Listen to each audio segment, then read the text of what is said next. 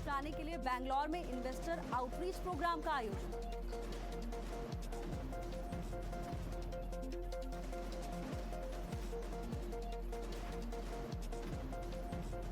Deputy CM Brajesh Pathak कल नहीं मनाएंगे अपना जन्मदिन। लखनऊ अग्निकांड वजह बताई, लिखा शोक संदेश। बोले जब कई परिवार के चिराग बुझ गए तो उत्सव मनाना उचित नहीं।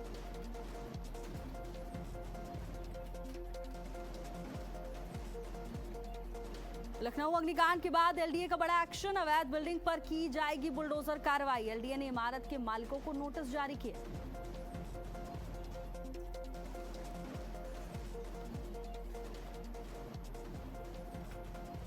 राम मंदिर चढ़ावा चोरी मामले में हाई कोर्ट में सुनवाई। लखनऊ खंडपीठ आज सुना सकती है बड़ा फैसला। चढ़ावा चोरी की जांच सीबीआई से करवाने की मांग।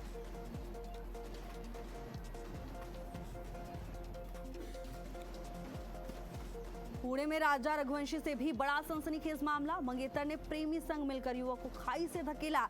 नवंबर में होनी थी केतन और सिया की शाही शादी।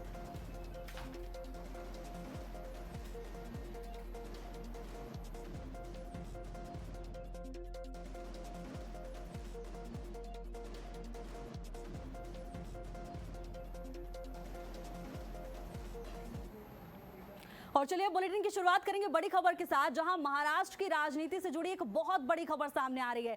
आज शाम 5 बजे का समय बहुत महत्वपूर्ण होगा महाराष्ट्र की राजनीति की दिशा और दशा तय करने के सिलसिले में, क्योंकि शाम के 5 बजे लोकसभा अध्यक्ष ओम बिरला से मुलाकात करेंगे शिवसेना यूबीटी गुट के तमाम लोग। अपना पक्ष रखने के लिए स्पीकर ने बुलाया है।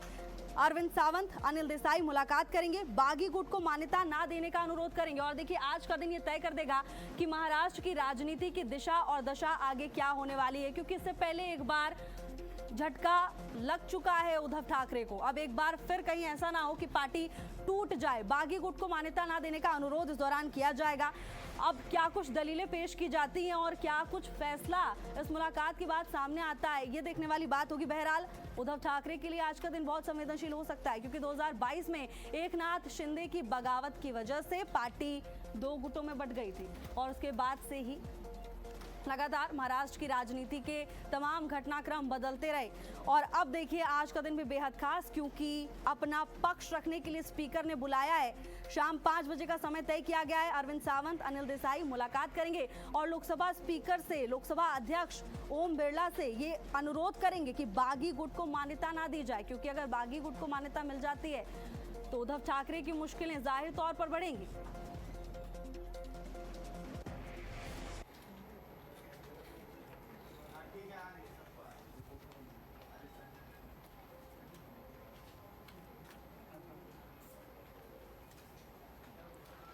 स्नेह कमल हमारे साथ जुड़ चुके हैं तमाम जानकारी लेकर। स्नेह, महाराष्ट्र की राजनीति के लिए आज का दिन बेहद खास, 5 बजे क्या कुछ होगा?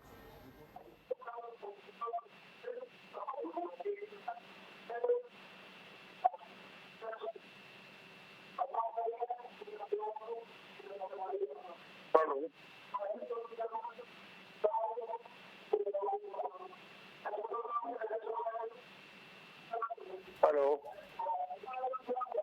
चलिए, स्नेह से भी हमारा संपर्क नहीं हो पा रहा है, लेकिन जाहिर तौर पर आज शाम 5 बजे अब सबकी निगाहें इसी बात पर टिकी होंगी कि जब लोकसभा अध्यक्ष से मुलाकात के बाद ये तमाम बड़े चेहरे निकलेंगे मुलाकात करके, तो क्या प्रतिक्रियाएं सामने आती हैं। क्योंकि बताया ये जा रहा है कि लोकसभा स्पीकर ने बुलाया है अपना पक्ष रखने के लिए। अरविंद सावंत, अनिल देसाई लोकसभा स्पीकर से मुलाकात करेंगे।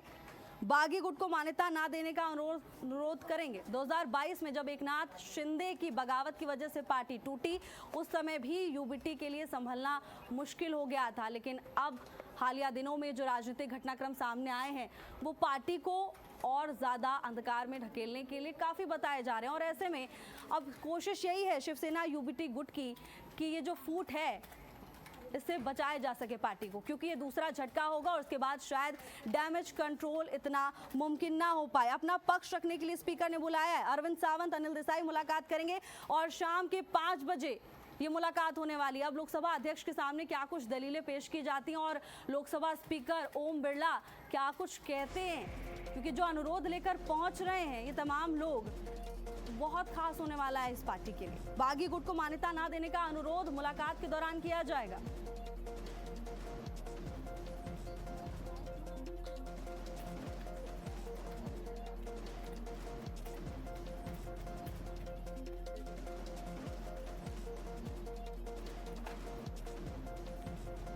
बागी गुट को मान्यता ना देने का अनुरोध इस मुलाकात के दौरान करेंगे और लोकसभा अध्यक्ष की ओर से क्या फैसला लिया जाता है, किन मुद्दों पर सहमति बनती है, इन तमाम चीजों को लेकर जिक्र होगा।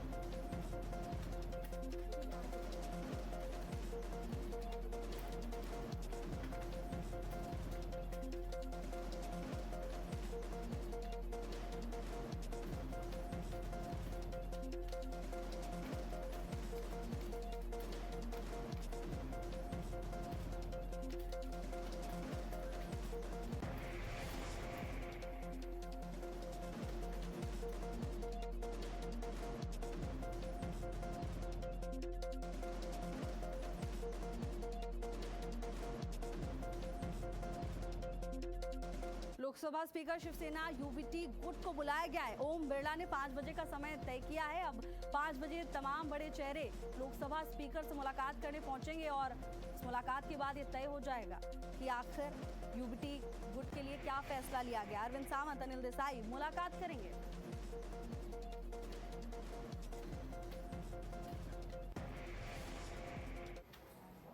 और वहीं कोलकाता से एक दिल दहला देने वाली खबर सामने आ रही है। निर्माणाधीन गोदाम गिर गया। बताया ये जा रहा है कि 35 से 40 लोग मलबे में दबे हुए हैं। हालांकि मामले की जानकारी मिलने के बाद प्रशासन मौके पर पहुंचा है। राहत और बचाव कार्य शुरू किया गया, लेकिन लोगों का गुस्सा इस खबर को सुनने के बाद फूट पड़ा है। अब लोग पूछ रहे हैं कि आखिर इतनी लापरवाही क्यों बरती जा रही है, क्या कारण है जो लगातार ऐसे दिल दहला देने वाले मामले क्षेत्र के अलग अलग इलाकों से सामने आ रहे हैं। कोलकाता के तारातला में ये बड़ा हादसा हुआ। कुछ तस्वीरें आपको दिखा रहे हैं। 3 मंजिला निर्माणाधीन गोदाम गिर गया और प्रारंभिक जानकारी जो मिल रही है 35 से 40 लोग इस मलबे में दबे हो सकते हैं।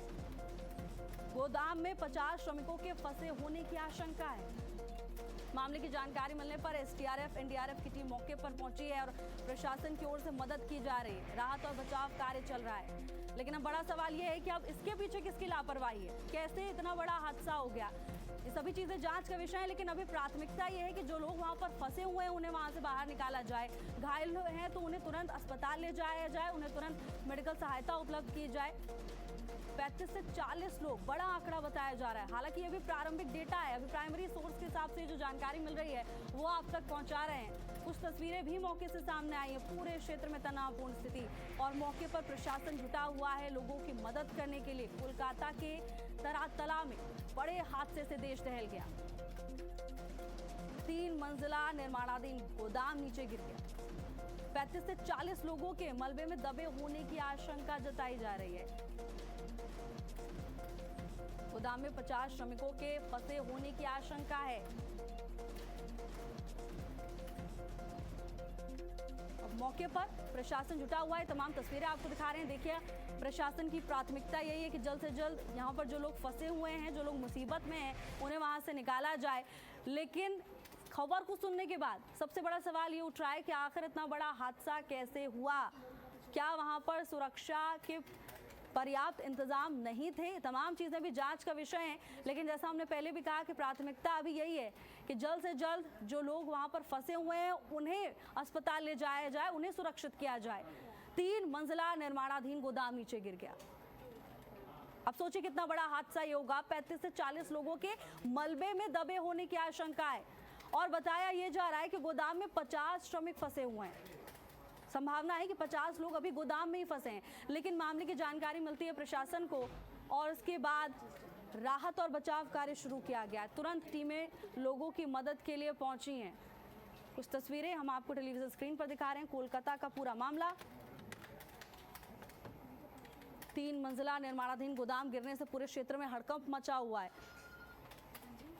कोलकाता के तारातला से ये बड़ी खबर सामने आ रही है और ये तस्वीरें इस बात की गवाही दे रही हैं कि कितना बड़ा ये हादसा है, क्योंकि तनाव दिख रहा है तस्वीरों में भी। तस्वीरें चीख चीख कर ये बता रही हैं कि गंभीर हादसा है। तारातला में 3 मंजिला निर्माणाधीन गोदाम गिर गया। ग्राफिक्स के जरिए आपको समझाने की कोशिश कर रहे हैं। 35 से 40 लोगों के मलबे में दबे होने की आशंका है। गोदाम में 50 श्रमिकों के फंसे होने की बात बताई जा रही है। यानी मलबे में ये बताया जा रहा है कि 35 से 40 लोग फंसे हैं, लेकिन जो गोदाम है, जहां पर ये गोदाम बना हुआ है, वहां पर 50 श्रमिक अभी भी फंसे हुए हैं। अब प्रशासन इसको लेकर कार्रवाई कर रहा है। राहत और बचाव कार्य शुरू किया जा चुका है।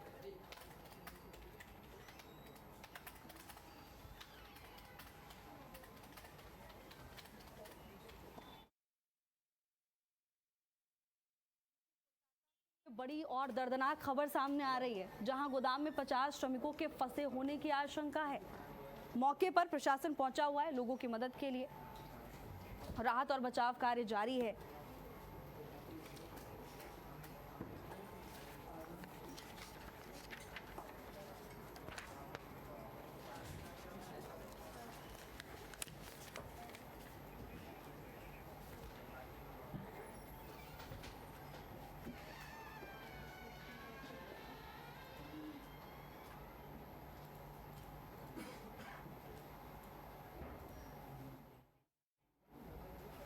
और वहीं उत्तर प्रदेश के मुख्यमंत्री योगी आदित्यनाथ बेंगलोर दौरे पर हैं और सबसे खास बात, उत्तर प्रदेश के निवेश के लिए, इन्वेस्टमेंट के लिए ये दौरा बेहद खास माना जा रहा है, क्योंकि गूगल के अधिकारियों के साथ एक बैठक मुख्यमंत्री योगी आदित्यनाथ कर रहे हैं। और इस दौरान कोशिश ये है सीएम योगी आदित्यनाथ की निवेश आए उत्तर प्रदेश में, क्योंकि लगातार योगी सरकार प्रदेश को विकसित करने की दिशा में कई बड़े कदम उठा चुकी है। अब हम शिक्षा से लेकर स्वास्थ्य तक की बात करें या फिर इंफ्रास्ट्रक्चर को बेहतर करने की बात करें, और अब देखिए इन्वेस्टमेंट बहुत जरूरी हो जाता है किसी भी प्रदेश के विकास के लिए।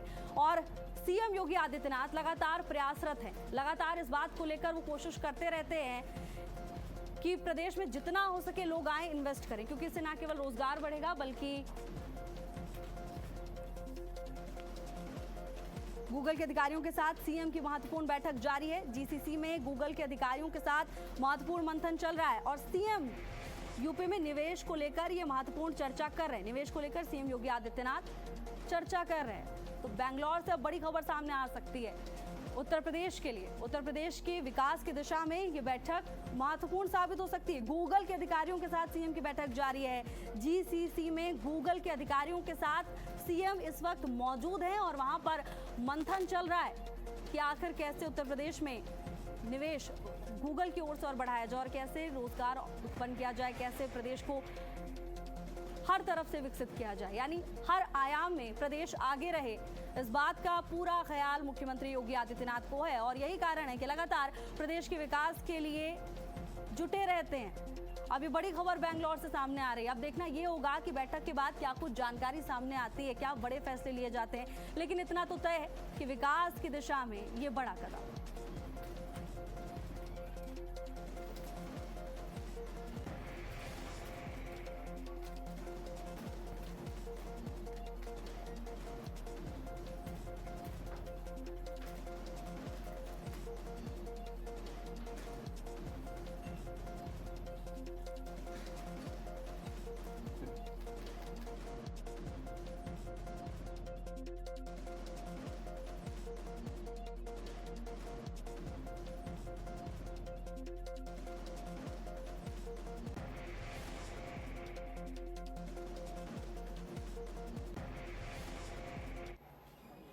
और वहीं लखनऊ अग्निकांड के बाद प्रशासन पूरी तरह से अलर्ट मोड पर नजर आ रहा है। इसी सिलसिले में लगातार छापेमारी जारी है, लगातार बिल्डिंगों की जांच की जा रही है। अब जो प्रशासन का डंडा चला है वो कोचिंग पर चलने लगा है, क्योंकि आकाश कोचिंग पर छापेमारी की जा रही है। कार्रवाई की तैयारियां अब शुरू हो चुकी है।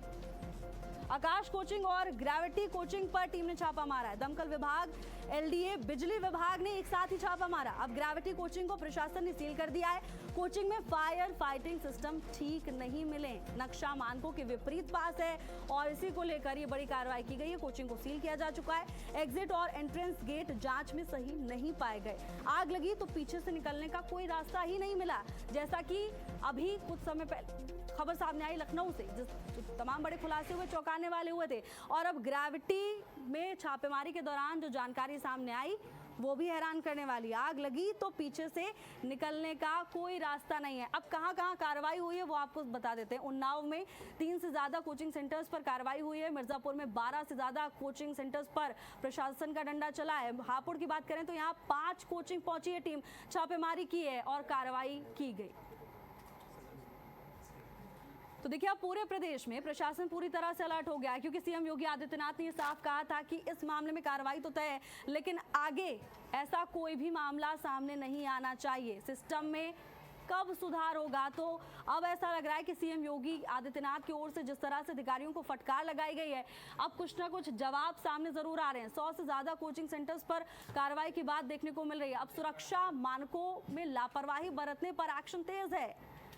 100 से ज्यादा कोचिंग संस्थानों पर कार्रवाई की गई है। अलग अलग क्षेत्रों में सुरक्षा मानकों और नियमों की अनदेखी पर बड़ा एक्शन। प्रदेश भर की कोचिंग सेंटर्स पर यह बड़ा एक्शन देखने को मिला है, यानी न केवल लखनऊ बल्कि अब पूरे प्रदेश में ये कार्रवाई तेज है।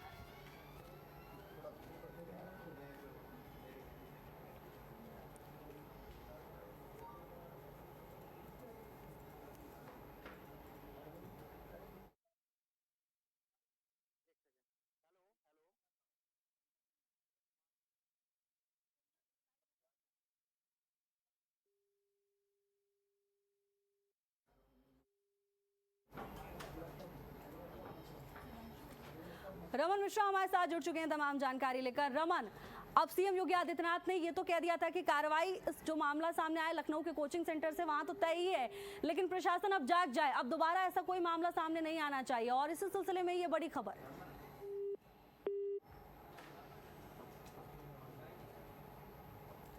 चलिए, रमन से भी हमारा संपर्क नहीं हो पा रहा है, लेकिन ये बड़ी खबर है। सीएम योगी आदित्यनाथ के निर्देश के बाद अब प्रशासन एक्शन मोड में नजर आ रहा है। आकाश कोचिंग और ग्रेविटी कोचिंग पर छापेमारी की गई है। दमकल विभाग, एलडी और बिजली विभाग ने छापेमारी की कार्रवाई की।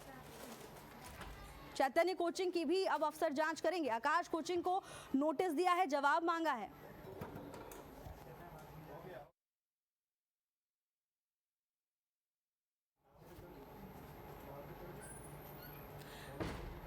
रमन मिश्रा हमारे साथ जुड़ चुके हैं एक बार फिर से तमाम जानकारी लेकर। रमन, क्या कुछ एक्शन अब देखने को मिल रहा है प्रदेश में?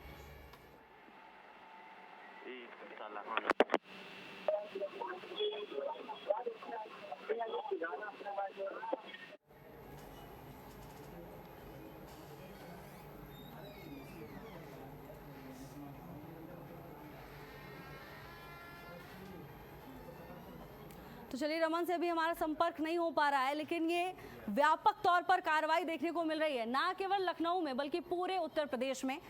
लखनऊ अग्निकांड के बाद अब प्रशासन का एक्शन तेज नजर आ रहा है। कुंभकर्णी नींद से अब प्रशासन आखिरकार जाग गया है।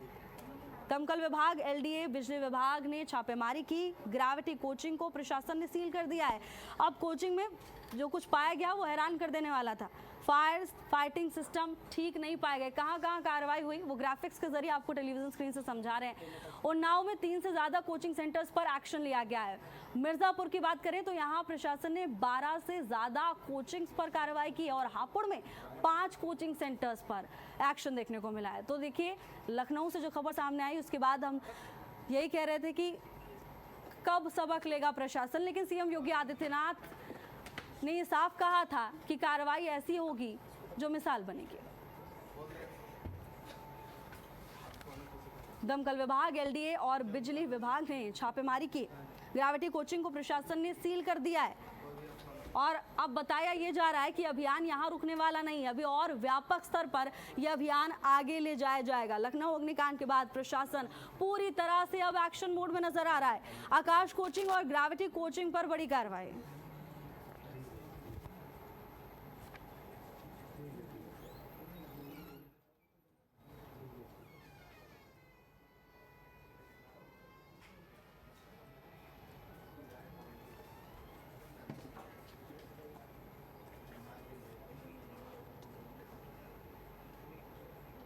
और वहीं लखनऊ में हुए अग्निकांड के बाद उच्च शिक्षा मंत्री योगेंद्र उपाध्याय से हमने खास बातचीत की है। उन्होंने बताया कि किस तरह से अब व्यापक तौर पर कोचिंग सेंटर्स के लिए एक बड़ा अभियान शुरू किया जा रहा है, जिससे गुणवत्तापूर्ण शिक्षा सुनिश्चित हो। कम से कम ये तो सुनिश्चित किया जाए कि जब वहां पर विद्यार्थी, छात्र छात्राएं पढ़ने के लिए पहुंचे तो सुरक्षित रहें। क्या कुछ कहा, सुनिए।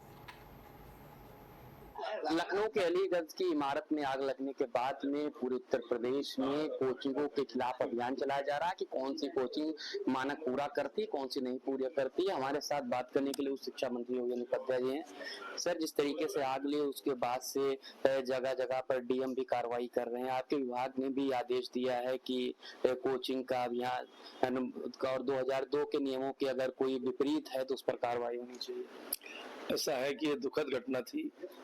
जिन लोगों के परिवार के बच्चे अकाल काल कवलित हुए हैं उनके प्रति संवेदनाएं हैं और ये घटना ऐसी होनी नहीं चाहिए, लेकिन लापरवाही के कारण और सुरक्षा व्यवस्था के अनदेखी के कारण ही घटनाएं ऐसी होती हैं।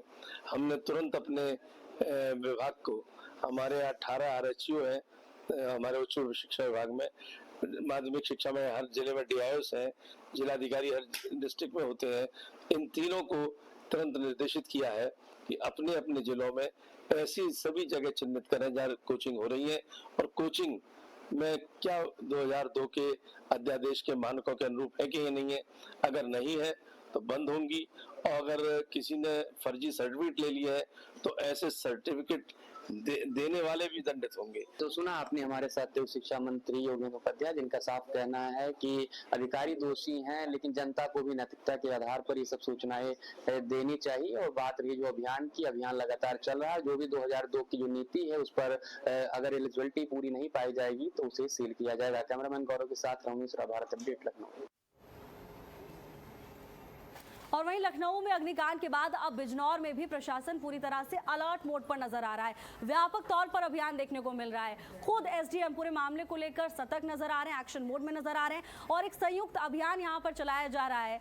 तमाम जगहों पर जाकर प्रशासन अब ये चेक कर रहा है कि तय नियमों के हिसाब से कार्रवाई हो रही है या नहीं, तय नियमों के हिसाब से बिल्डिंग संचालित हो रही है या फिर नहीं। एसडीएम ने पुलिस और फायर विभाग की संयुक्त टीम ने पूरे शहर भर में कोचिंग सेंटर्स और लाइब्रेरी की जांच की है, व्यावसायिक प्रतिष्ठान का निरीक्षण और सुरक्षा मानकों का जायजा लिया। भीड़भाड़ वाले संस्थानों में छात्रों और कर्मचारी की सुरक्षा को ध्यान में रखते हुए आवश्यक दिशा निर्देश दिए गए हैं। उप जिलाधिकारी ऋतु चौधरी ने कहा कि विद्यार्थियों की सुरक्षा प्रशासन की सर्वोच्च प्राथमिकता है।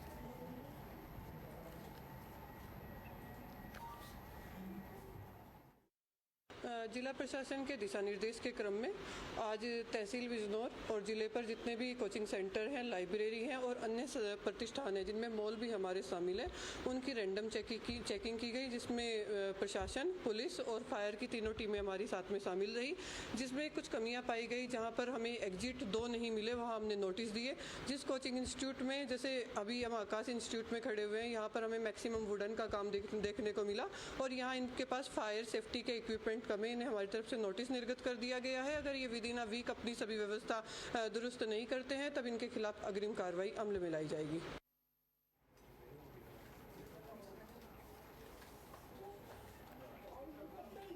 और वहीं अब खबर सामने आ रही है कानपुर से, जहां शॉर्ट सर्किट के चलते आग लग गई। एसबीआई में बैंक के एटीएम में भीषण आग लगने का ये पूरा मामला सामने आया है। अब इसको लेकर प्रशासन पूरी तरह से जांच पड़ताल में जुटा हुआ है कि आखिर एक्शन क्या कुछ लिया जा रहा है इस पूरे मामले को लेकर। कानपुर से खबर सामने आ रही है।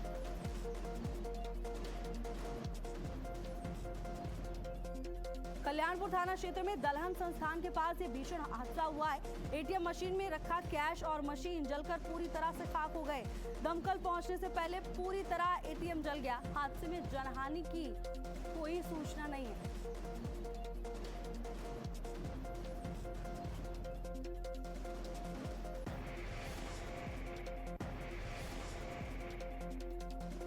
देखिए कानपुर का ये पूरा मामला, कुछ तस्वीरें भी आपको दिखा रहे हैं। मौके से तमाम तस्वीरें सामने आ रही हैं, जहां धुएं का गुब्बार उठता हुआ दिखाई दे रहा है। आग की चपेट में एटीएम में रखा कैश आ गया। एटीएम मशीन भी आग में जलकर राख हो गई। हालांकि दमकल मौके पर पहुंची है, लेकिन उससे पहले ही एटीएम पूरी तरह से जलकर राख हो गया।